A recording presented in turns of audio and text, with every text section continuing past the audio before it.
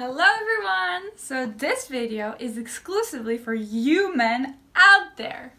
I've done a lot of videos about self-care, but they have mainly been focused around women's self-care. And you've asked me to do a video about self-care for men. So here it is! So, first of all, do you know what self-care is? What do you imagine right now? Just close your eyes for a sec and think about what you think self-care is. My guess is you're seeing images of what? Manicures, getting your nails done, aromatherapy, bubble baths, and facials. All sounds pretty girly, right? Well, in this video, you'll find out that self-care is not just for women.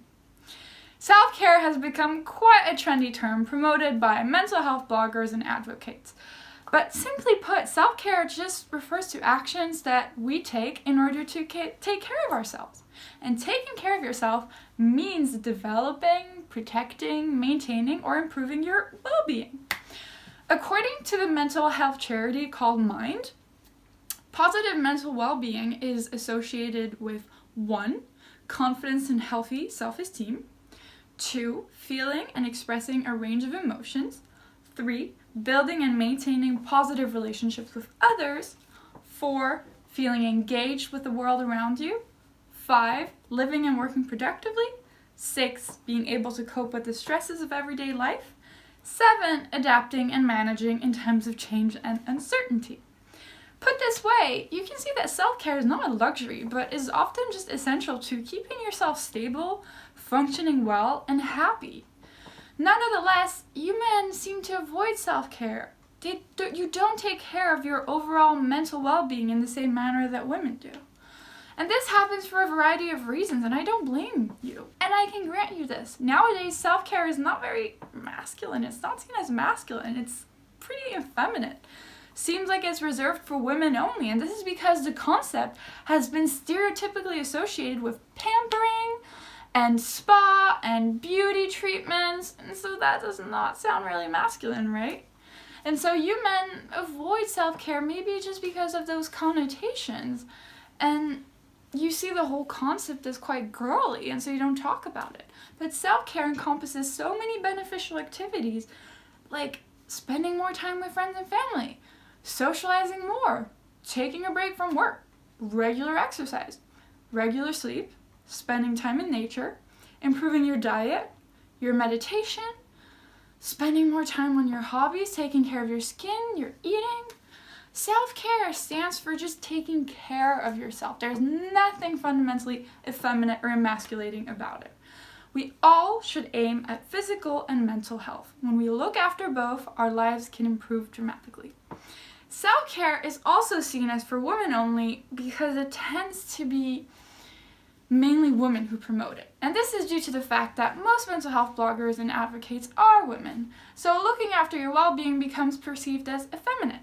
And this perception may be enhanced by the kind of posts you see on social media or on blogs where self-care is presented like with images of flowers and self-care written in girly fonts or in pink. So I can grant you that, I can see why you as a man wouldn't want to take care of yourself.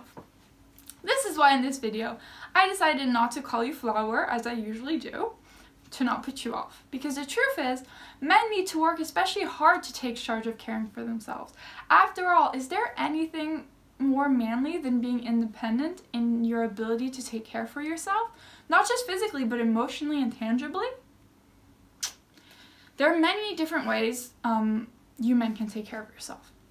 Setting aside time to do things you enjoy, such as listening to your favorite music, engaging with others, spending time improving the relationships that matter most to you, such as your romantic partnership and those with your friends and your family, looking after your physical and mental health, doing activities that fuel your passion, motivation, and interest, recognizing burnout signs, so you're irritable, angry, exhausted, and giving yourself a break to recharge. Prioritizing work. Let me put it this way. Self-care is not about being passive, but about taking action to solve a problem. And I think this should help you to take self-care seriously, because in the grand scheme of things, self-care practices allow you to rejuvenate and be the best version of yourself.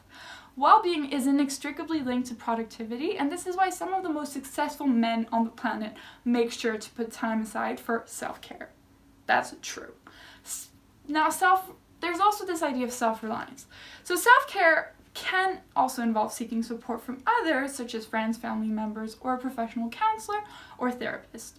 We can often look out for our well-being by having a heart-to-heart with someone or getting stuff off our chest. However, many men strongly identify with the masculine norm of self-reliance. So the result is that men do not seek help from a support network, as to do so would feel unmanly. Real men, they believe, should be able to handle all their problems on their own without any outside input, help, advice, support, or guidance. So it's no surprise then that most of the suicides committed in the UK are by men.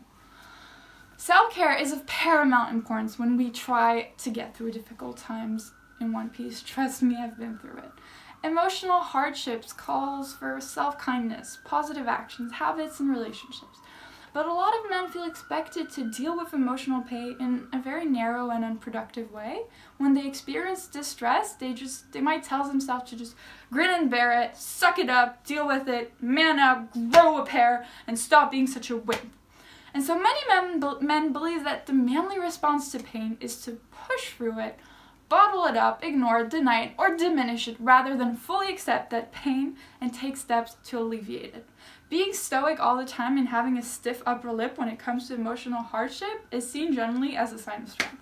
But actually, this approach to hardship tends to worsen the pain. It prevents you from learning how to cope in an effective and sustainable way. Indeed, staying silent about personal issues is one of the biggest threats to men's mental health. In contrast, self-care is about taking an open and honest stance towards difficulties in your life, because this is the most effective approach. It works to lessen pain and helps you get on with your life.